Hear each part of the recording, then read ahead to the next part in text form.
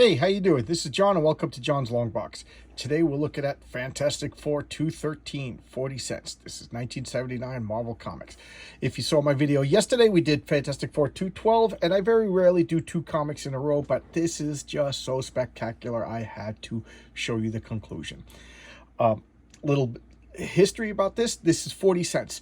And at the time I was in grammar school, grade school, and my mom every day would give me $1 for lunch money, and I would go to school and I would get two pizzas. And we get those Elio's pizzas or pizza bagels, whatever the day was. That was usually the lunch, and they were 25 cents each.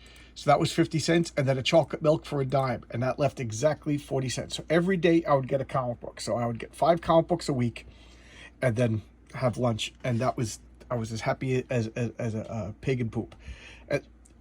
Such a good time to be a kid, such a good time to be a comic book fan. So let's look at this. This cover is by Vernon Sinnott. The last cover was by Walt Simonson, and this is Vernon Sinnott. Oh, just glorious. Look at the movement in Reed Richards over here. Why is he an old man? Well, if you saw the video yesterday, they were abducted by Skrulls, and then they fought in the Skrull arena, and the gladiator Skrull shot them with a pellet that accelerated their metabolism. So they're aging super fast. And Sue Storm already succumbed to this, so they put her in like a suspended animation chamber so she wouldn't die. And Reed is going next, and then Ben. And Johnny wasn't there, so he didn't get shot, so he's fine. And speaking of, look at this. This is George Perez and Joe Sinnott doing these little pictures in the corner. Look at that. Oh, I just love everything about this. And this is the actual comic that I bought off the rack as a kid. I have another copy. I went through a phase of buying collections from people, so that must be why I have 2 of a lot of these Fantastic Four comics. And now let's open this up. This is just glorious, just glorious. As always, we got the Fun Factory Super Gifts and Gimmicks. I never got any of these. I should have got. I wanted the Spud gun. So here we go. Here's the splash page. If you remember, it was a cliffhanger. We had Terex the Tamer coming in. And Terex the Tamer is in it. He got stomped on by the Sphinx last issue, and he's coming in. But what's going on? Well, Ben is older. He looks, he's non-human, so he doesn't show it that much. But he's old, and Reed is about to collapse and succumb to old age. That's how bad it is because of that. Like I said, this Skrull metabolism thing. So that leaves Johnny Storm's the only one at full strength, and then we got this stupid Herbie the Robot, which is Reed Richards built him to be Franklin's nanny. So what is he gonna do? Shoot a laser beam? That'd be cool if he actually did something. But I hate Herbie the Robot. So let's look at the credits. We got Marv Wolfman, scripts and edits, and I always thought that was a mistake when a writer edits their own work. But this is so great. So what am I gonna do? Marv Wolfman, for those of you who may or may not know, he became super famous for doing the new Teen Titans. Him and George Perez are just such a glorious comic, the new Teen Titans. And we got John Byrne and Joe Sinnott illustration, so they're doing the inks and they're doing the pencils and the inks. I'm sorry guys, I can't focus today. Just work. I'm so tired from work. And John Byrne, we all know John Byrne. He got famous doing the X-Men with Terry Austin. But this is actually is this concurrent with that, or is this is right before that? I think just such a good superhero comic book artist.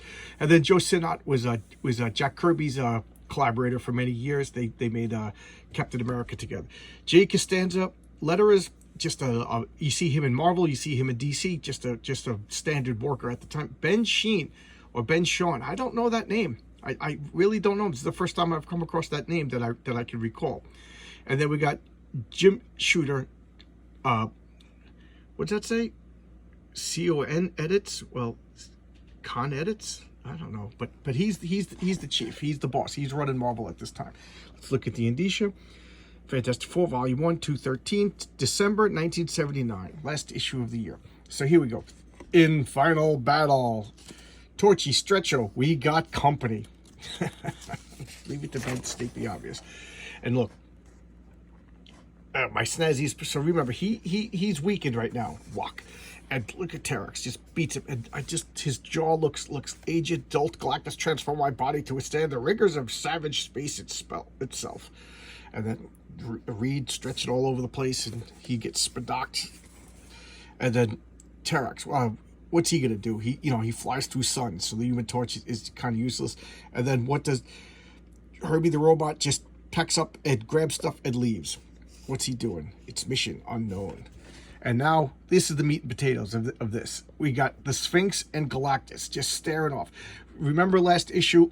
If you saw my video, or if you didn't see my video, I'll refresh you. But what happened was the Sphinx absorbed all the energy and information from Xandar's living computers, and he basically downloaded like the power cosmic into himself. And now he's coming back to the Earth because all he wants to do is die. Now he knows all the secrets and mysteries, so now he's going to punish the Earth. And he keeps talking about the circle is complete. Now we face off again. So what is he talking about? Well, all will be revealed. So now he's facing Galactus. And Galactus is like, if I just got to swat you down, and then Reed Richards removed my vow, and I could devour the Earth. So he's like, the puzzles and conundrums. But puzzle and conundrum. Oh, so the vicious circle must be broken now. He keeps saying this stuff. Once more you speak in riddles, Sphinx. But that's what Sphinxes do, right? The riddle of the Sphinx. And puzzles and conundrums are not the providence of Galactus. He whose power has leveled worlds. Galactus has traveled to this world to destroy you. Then take its earthly energies as my own. Your hopes, your views, your fervent wishes mean no meaning to me. I am Galactus, for I thrive on living energies of these worlds I am forced to deplete. To me, little else matters, and of least of all, you. And I love this. These two cosmic titans are facing off, and they just their presence is just causing the atmosphere to burn. He's like, oh yeah, I have heard that pompous speech. How often have I heard that pompous speech, World Eater? How many times have I stared into your deep brooding eyes? Once again, there could be no alternative path. Once again, as always, the future is battle. So what is he talking about? What is the Sphinx talking about? As I cough. The gum fighter ad that just drives me nuts, and this. They just start blasting each other. Fack, bakoom, and they're just exploding in energies. And I love this. Sphinx fires, Galactus steps. Never braggart. I'm Galactus. I'm invisible. You were invisible. I love this panel. Let me tell you guys, I put tracing paper over this and drew that panel over and over and over again. I just love this comic to death. And the Sphinx just gets he goes, I will smash you as if you respect, for in truth that is all you really are. He goes, we shall soon see. And he just starts throwing stuff at Galactus, is blasting the rocks out of the just explosions and power, and Galactus is thrown into the ground. He rips up, and I love this because Galactus is now like just fighting physically. This when Jack Kirby and Stan Lee were coming up with the concept of Galactus, they were like, how about we make God? And like, well, we can't make God, so they made comic book Fantastic Four version of God, and that's Galactus. And I love that he just swats the Sphinx so hard it just blows his costume apart. No, we got some ads. Add to the drama. I always love these cartoon advertisements. So we got the Super Friends and Jan and Jace. We got Plastic Man, Yuck, the world's ugliest dog. The Rickety Rocket, Fang Face, and introducing Fang Puss. Oh, and then Scrappy Doo. Everybody hates Scrappy. And this I have no recollection of. I got to look it up. This Spider-Woman mystery show. I got to check that out. And here we're back to Ben Grimm beating up Terrax, and I love this. He's just pouring on the heat, and he's shooting him so hard that now Terrax is engulfed and burning himself. And then Ben is starting to succumb to the old age. Stretcher, it's too late. I ain't got the stuff. So he's like, Ben, no, we'll pull through. Am I fooling myself? We're done for. There's no way out of this final deadly trap. He's like, Herbie, what are you doing here? You're supposed to stay with us. Sorry, sir. I was completing work on this device you began. I thought, there's no time. Go do this. And so what's Herbie doing? And I just love this. Torch is the only one who's at full power, so he's got to pick up the slack for the other. Sue is missing. Reed is weak. Ben is succumbing to old age. He's just fighting, and now Terrax is just on fire and burning, and it's not stopping him, because the sooner I put you down, the sooner I can help my friends. He's like, your stretching friend cannot be long behind them both. Not necessarily, if what I think is true. And I skipped a page. I love this comic. I love this comic.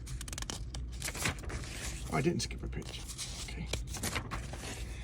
He goes, gotta try a Nova Blast. Heat him up with starship as much as I heat up this starship as. Oh, so that's right. They're fighting on a space Nova ship, and he's just like laughing at them. He goes, I fall through suns. You can't hurt me with heat.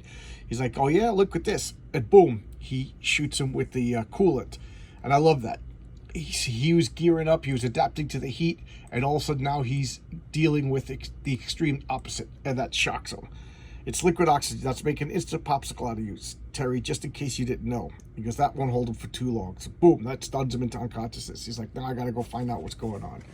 And look, Galactus, they're just brawling now. Like, just punching each other. I love that. Galactus and Sphinx what is this the first time in the history of Galactus that he's just reduced to fisticuffs and they're just fighting? Let me claim this Earth. Never. For I am power. I am the all. Mine is the sole providence. Mine is the will, and mine is the way. I love that. And he punches him with energy. Boom. And he's just beating up. Galactus hungers for this one world which has for so very long defied my will. But I shall wait no more. This world shall be mine, and I will destroy a flea to claim it. And look at Galactus' face. And now we got more Saturday morning cartoons. Mighty Mouse, the Heckle and Jekyll, the Bugs Bunny Roadrunner show. All new Popeye, I don't recall that. Fat Albert. Anybody know why Fat Albert's not on TV anymore? I can't think of a reason. It was so popular, and all of a sudden Fat Albert's not on TV anymore. Jason of Star Command. This was awful, and I loved it. Tarzan, Batman, the Freedom Force. I have no recollection of that. 30 minutes, because kids want the news on Saturday morning. All right, so shall the flea be doomed. Boom, boom, boom, boom, boom, boom, boom. Whoop, whoop, whoop, whoop, whoop. And what's going on? Dawn stretches the horizon, and Herbie's carrying Ben Grimm. And he puts Ben Grimm into the frost chamber, or the hyperbolic chamber, or the suspended animation chamber. So that was his mission, to preserve the life of the Fantastic Four. And, they set it up that it was some sort of sinister mission. He goes, Sphinx, you share the folly of your lowly species. Do you believe that power itself makes one a god? Even Galactus, to whom all is possible. Even Galactus, whose very passing whim becomes reality. Even Galactus is no god. My patience has reached an end. My tolerance for your actions is gone. I will no longer brook any delay in the ravaging of this world's energy. I am Galactus. I am the all. And you, once powerful Sphinx, you are nothing. And he crushes the Castone. Such has been written, such has been done. Sage? I just love this. This is just whatever, highbrow entertainment for me. And he's just like, you must bear your punishment, your future. He's like, no, don't tell me. I already know this. I've lived through it. It's horrible. And Galactus is like, you want to die? You dare to fight me? You shall not die. And Galactus sends him back in time to moments right before he found the Castone. Look, now you shall be forced to retrace all of your steps. You shall once more discover the stone. Once more you shall become immortal. You shall live for 5,000 torturous years, and then you shall be forced to repeat that torture time and again throughout eternity. For the creature who hates his immortal life now knows that he can never hope to die. So be it. That is the end of the Sphinx. What of you, great Galactus? Do you not wish to gaze and see the destiny? My destiny, my fate is already sealed. I do not need you to show it to me. It is true, Galactus. Your fate is sealed. I should know. You, the Watcher? Yes. I do as I must, Galactus. I observe all things of cosmic consequence. I have watched you battle the Sphinx. I have logged it all in my cosmic book of knowledge. And now I have come to watch your defeat. Defeat? It's impossible. Galactus knows no feat. It shall be done. You got to remember the FF is still kicking. Do you not recognize this? The ultimate nullifier, the only weapon which can destroy me? From where did you get it? From your ship, Galactus. I reconstructed the weapon from your own machinery. We got some posters over here. Kiss, the Dallas Cowboy cheerleaders, but let's get back to this. And I note there's no background because we all know it's in the sand. We don't need background. He's like, this is treachery. You said you would revoke your pledge. He goes, yeah, I did say I was going to revoke my pledge, but now I'm going to make, we start a new pledge. Either, swear to me that you'll never come back to Earth or I'll destroy it. Look at Reed.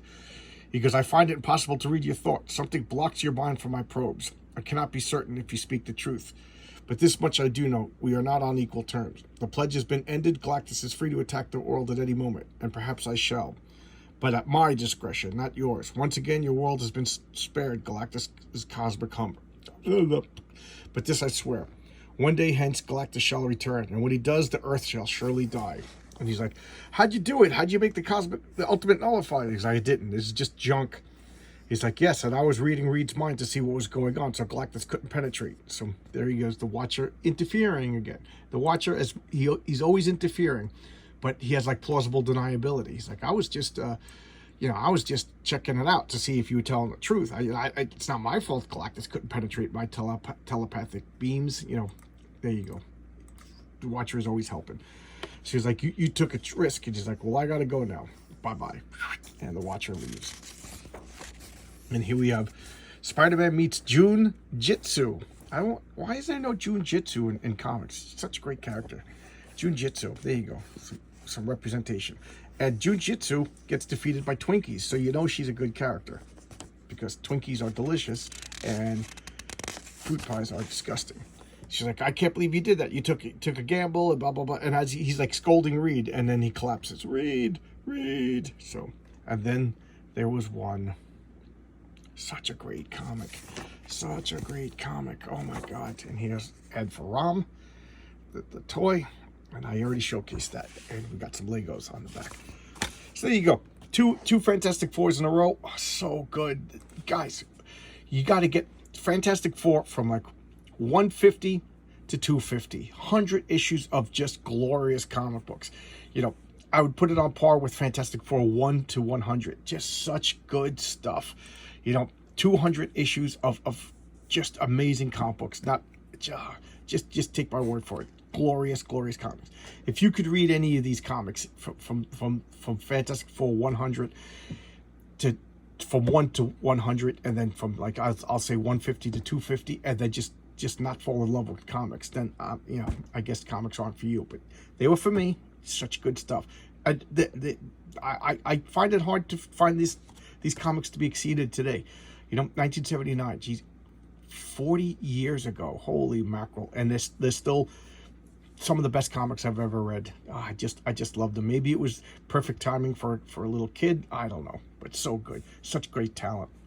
And I lament for Marvel right now that they're just pale shadow of what they used to be. All right, I'll see you tomorrow, guys. Thanks a lot for checking my videos. And so thank you for all my new subscribers. I haven't said this in a while. I thought I was getting trite, but I do mean it. I appreciate you guys. Thank you, all of you, men and women.